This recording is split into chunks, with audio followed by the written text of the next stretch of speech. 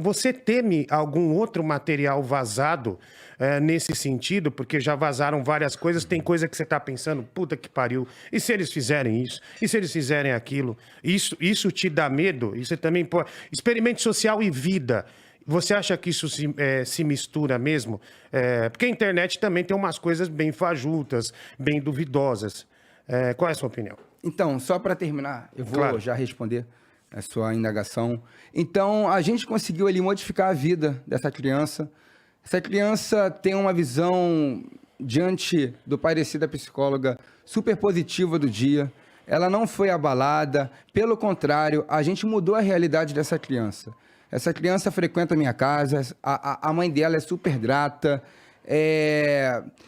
Pela tecnicidade, já foi feito um laudo mostrando que no vídeo ela se sentiu bem, se sentiu realizada, se sentiu feliz, ela se sentiu uma outra criança.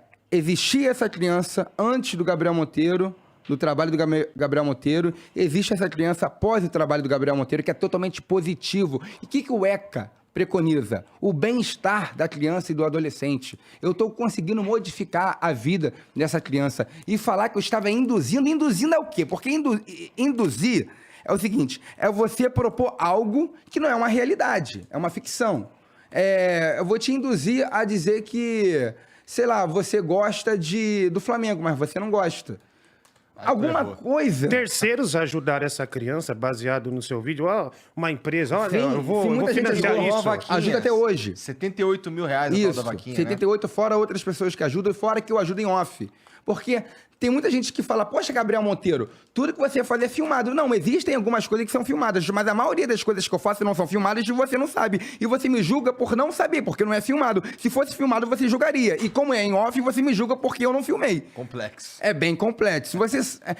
Quem fala que eu só faço ação social para me dar bem, não conhece a minha história, que eu comecei a fazer ação social com 7, 8 anos.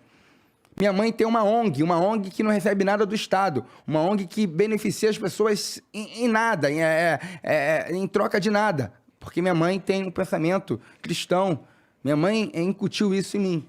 Então, essa criança hoje teve uma vida modificada e a emissora que me bate, as pessoas que criticam, as pessoas que ficam em casa, sentado no sofá, analisando a performance do Gabriel Monteiro, não foram elas que mudam a realidade dessas crianças. E ela é um exemplo de dezenas que a gente conseguiu trazer para uma vida melhor. A sua indagação sobre o experimento social. A Globo hoje passou o dia todo na televisão, um experimento meu social, dizendo, primeiro, que eles erraram o experimento social. Erraram, né? Erraram.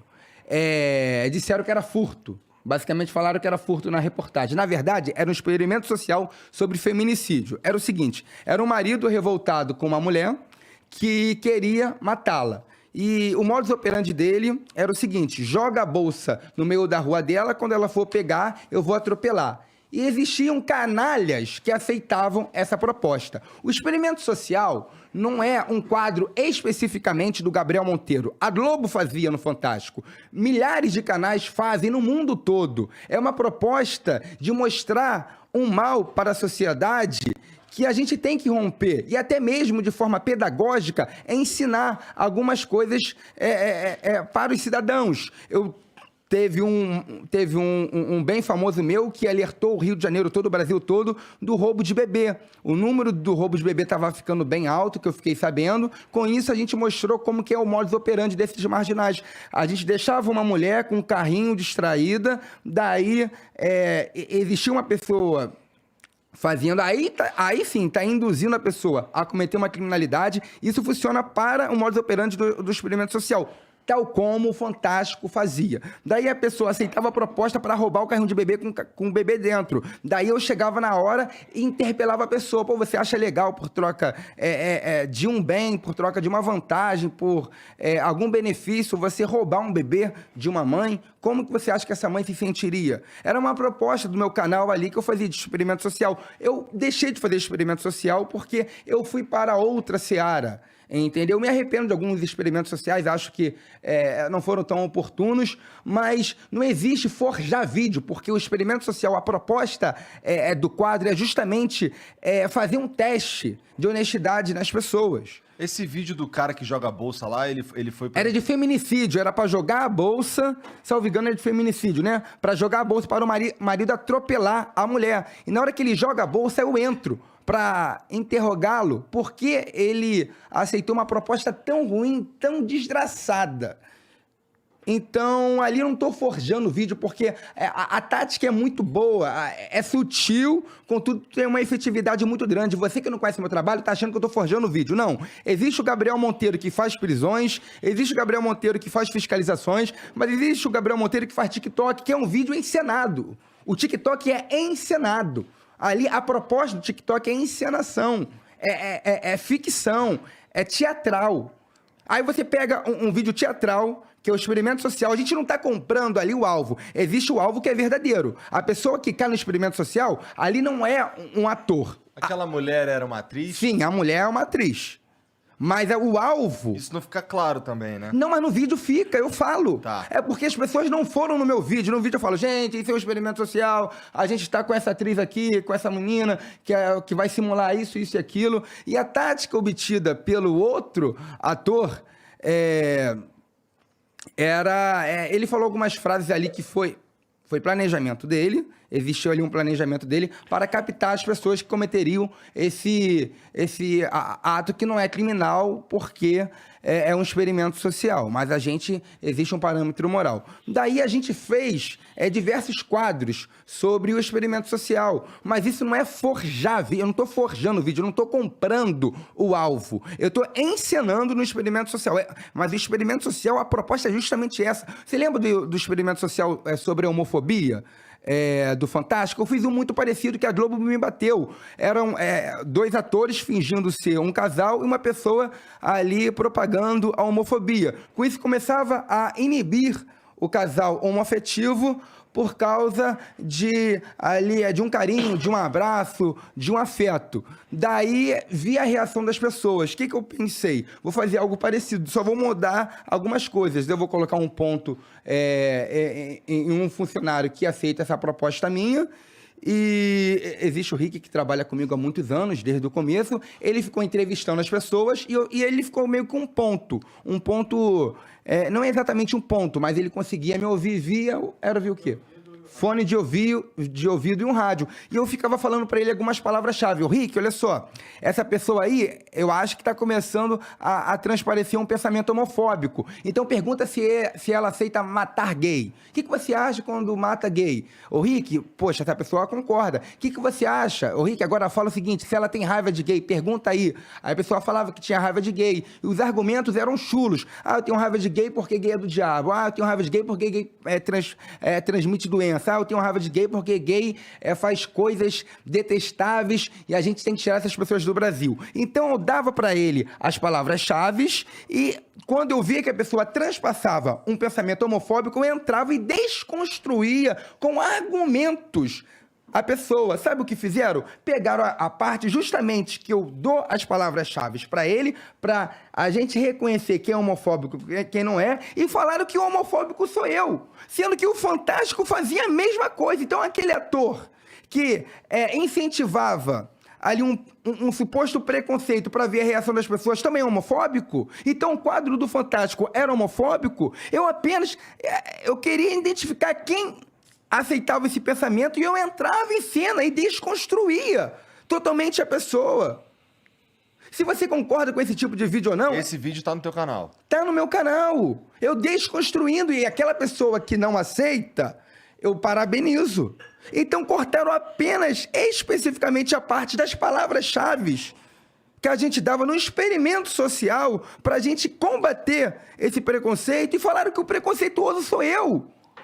Porra, você pode discordar do experimento, você pode discordar do modus operandi, mas, porra, trocar a semântica, inverter os valores, os papéis é demais. É desonesto isso. Agora imagina a minha mente, foram 3 anos e meio de vida minha, roubada. Fora a escuta que estava na minha casa, possivelmente, porque hoje surgiu um áudio de uma conversa minha, pessoal, Hoje, que não estava sendo gravado, eu não me lembro. Nesses HDs, provavelmente. Não estava nem no HD a conversa. Suspeita de escuta mesmo, de grampo. Agora imagina, olha que coisa terrível, olha como que eu fico. Foram 3 anos e meio de vida meu rastreado. E muitas coisas que ocorriam ali, por exemplo, a gente vai fazer um TikTok de agressão. Vamos lá. Eu vou apanhar. Tem TikTok que vocês podem ver que eu apanho, tem TikTok que eu bato. Então vamos ensinar ali alguma coisa de um batendo no outro, uma brincadeira, sei lá, tá dançando, você dança mal, vai e bate. Sendo que, para eu fazer isso, existe uma conversa antes. Gente, olha só, eu vou te bater, coisa e tal. E eu começo a ensinar antes de começar a gravar. Então ali já estava sendo gravado. Muitas vezes a gente já deixava gravando para depois a gente ouvir, saber como que foi a atuação, para saber se o erro foi antes, se foi durante ou foi depois. Tem Então um cara que reclama que tomou uma paulada tua nas pernas. Esse vídeo aí é de ficção, é brincadeira. E ele não reclama. Você pode ver que ele não foi em emissora alguma, em delegacia nenhuma, porque ele sabe que foi ficção. A Globo pegou esse vídeo e falou que ele estava reclamando, mas a gente estava numa ficção. Então, o meu medo, óbvio, vão pegar diversas partes que é de ficção, claramente de ficção, mas não vai colocar claro, vai fazer igual fez com o experimento social contra a homofobia. E vai transpassar um pensamento, caramba, o cara é torturador, mas não. A gente vai fazer aqui um vídeo de TikTok, eu explico tudo. Gente, vamos ensinar aqui. Aí a gente começa a falar as palavras-chave, começa a ensinar antes até mesmo de fazer a gravação que vai para o ar. A gente fazia uma roteirização antes. Estou falando de TikTok, não estou falando de um vídeo sério. Aham. Mas e lá na hora? Porque eu vi que foi numa Prendi casa todo mundo. que tá... Foi na minha casa, eles impuseram. Sim, mas você não ficou com medo dos caras de te fazer de peneira, não? Bom, tinha gente armada deles pra caramba. Eles impuseram isso. Nas provas que foram para o MP, eles usaram um antigo comandante superior hierárquico meu, um tenente da Polícia Militar, e durante a fiscalização, o Rafael Sorrilho, 02 da máfia, tentou me ligar.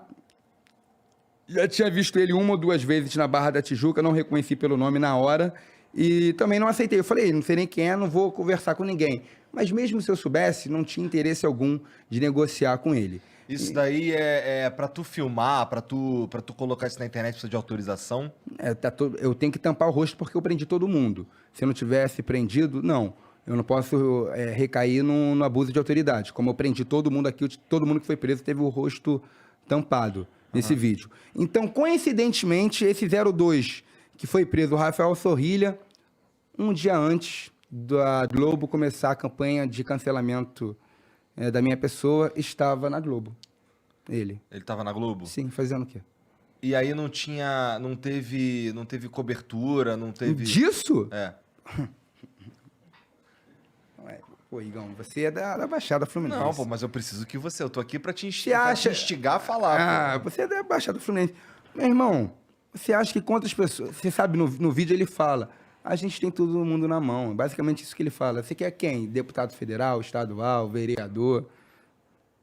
Cara, imagina quantas pessoas se alimentam dessa sacanagem. Está em ano eleitoral. Sabe quanto que vale uma campanha verdadeira? Pessoal, existem algumas coisas aqui que são fatos públicos e notórios. Eu não tenho prova aqui, papel. Porque a sacanagem no Brasil é difícil você ter papel. Mas uma campanha para deputado, você não acha que...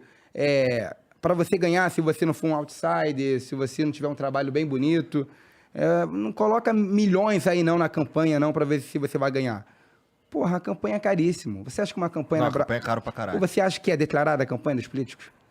A maioria dos políticos? Pô, eu não confio muito em político, cara. Você é político. Sim, pode duvidar de mim. Eu não tô falando nem da minha casa em si, eu tô falando da política em geral. Política em geral no Brasil. Todo mundo sabe das campanhas que não existem, declarações da compra de voto, dos assassinatos que ocorrem durante o período eleitoral, da compra de pessoas que não representam o verdadeiro jornalismo. É muito caro. É muito caro. Voto é muito caro, porque eles pagam pesado. E muita gente. E não paga apenas o voto, paga uma festinha na comunidade. Aí paga lá, na comunidade, não favela em si, mas num local em si. Aí gasta lá, para o organizador, dá pro cara 50 mil. Para cada cabeça aí, 80 reais. Para cerveja, coloca 20 mil. Pro churrascão, coloca aí mais 15 mil. Promete um monte de interesses escusos. É muito caro. Então, a gente está em período eleitoral e essa máfia alimenta muita gente. Muitas pessoas são sacaneadas por essa máfia. Eu estou falando de uma máfia de reboque, de pátio, de leilão e de autopeça. Sobre a máfia, que na verdade foi por isso que eu te chamei até lá no Instagram. Chega aí, vamos trocar uma ideia no Flow. Aí estourou essa bomba toda aí, já estava até marcado. O que te levou a correr atrás do lance da máfia, cara? Tu enxergou ali que era um bagulho muito grande ou alguma coisa te chamou a atenção? Por que tu foi bater nessa parada aí? Ó, na minha cabeça, quando eu vi que tu tava nessa, que tu tinha prendido os caras, o caralho, na minha cabeça ficava assim, cara, esse cara é maluco, esse cara quer morrer, esse cara é maluco. O que passou pela tua cabeça, cara? Assim, na verdade, eu acho esse trabalho de desmontar máfias em geral um trabalho que a gente precisa. Mas o que te motivou? Isso eu não falei em lugar nenhum. Eu tinha a pretensão de fazer uma fiscalização mesmo, como já estava organizando, mas eu não sabia que eu pegaria o 01.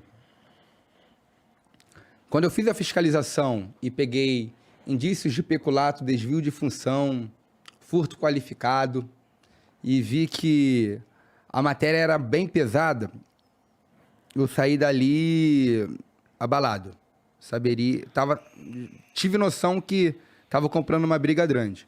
Mas ficaria por ali mesmo. Eu vou fazer as denúncias ao MP daqui 2, 3 dias, né? Porque a gente pega todo o material, a gente estuda, a gente vê o que dá para denunciar, o que não dá para denunciar, o que tem materialidade, o que não tem, porque a gente não pode também cair numa falsa comunicação de crime. Mas eles começaram a insistir. Eu tenho mensagem aqui, posso te mostrar. Pô. Coloca aqui do tenente.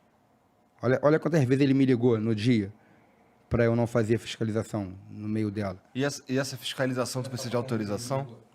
Não, olha quantas vezes. Te ligou pra caralho. Olha aí, vê se eu tô respondendo ele. Esse é o tenente. Também não responde, não. E vê que ele vai impor ir na minha casa, sem eu autorizar aqui, olha só. Daqui a pouco vou estar na casa do Sorrilha. E a gente chega aí por volta de 10h30, 11 horas. Obrigado, irmão. Oi. Tá vendo que eu não respondo? Ele me liga. Irmão, dá atenção aí, coisa e tal. Aí eu falei, deixa eu falar no microfone. Cheguei na minha base, estou ainda com reunião pendente aqui. Quer passar aqui? Então, tá bom. Já estava de saco cheio, porque os caras já estavam colocando uma pressão demasiada. Falei, beleza, passa aqui então. Já que está impondo isso, passa aqui então. Daí, prendi todo mundo quando me ofereceram a proposta indecente. Eu fiquei assustado, meio que assustado, quando eu peguei lá tanta criminalidade no pátio e chegando em casa à noite, eles impuseram ir na minha residência, eles já sabiam onde eu morava, e eles chegaram lá em tropa. Eu prendi todo mundo. Todo mundo é quantos caras? Prendi 4, mas a segurança deles, como estava num ambiente com alguns metros de distância, não pôde ser arrolada. Entendeu? Só os articuladores mesmo da máfia foram presos. Os 4. Aí chegou a autoridade policial, ratificou de uma, e o MP pediu prisão preventiva. Do 01. Essa prisão preventiva baseada no que tu mostrou de áudio, de vídeo, tudo mais. Sim, testemunhas. Mas eu acho que já é uma prova cabal, né? O cara me oferecer 200 mil reais para eu ser amigo dele e não publicar o vídeo. Né? E tá público. Eu sabia que ia ter represália, igual o Jogo do Bicho, lembra? Quando eu comecei a porrar muito o Jogo do Bicho. Para quem não conhece, o Jogo do Bicho no Rio de Janeiro, a gente não tá falando só de cassino, de maquininha, jogo de azar, não. A gente tá falando de uma máfia assassina, uma máfia que tem crimes acessórios, uma máfia que tem guerra territorial. A gente tá falando de uma organização criminosa que desencadeia junto com a milícia também.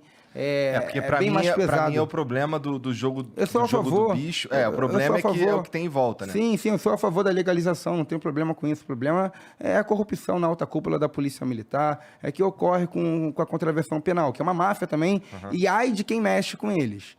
Pega o seu veículo e leva para o pátio, muitas vezes de forma irregular. Não é uma testemunha, não são duas, não são três, não são 10, não são 20, não são 30, não são 100, não são 500. Basicamente, qualquer pessoa que você conversar no Rio de Janeiro já foi vítima dessa máfia ou conhece alguém que já foi vítima.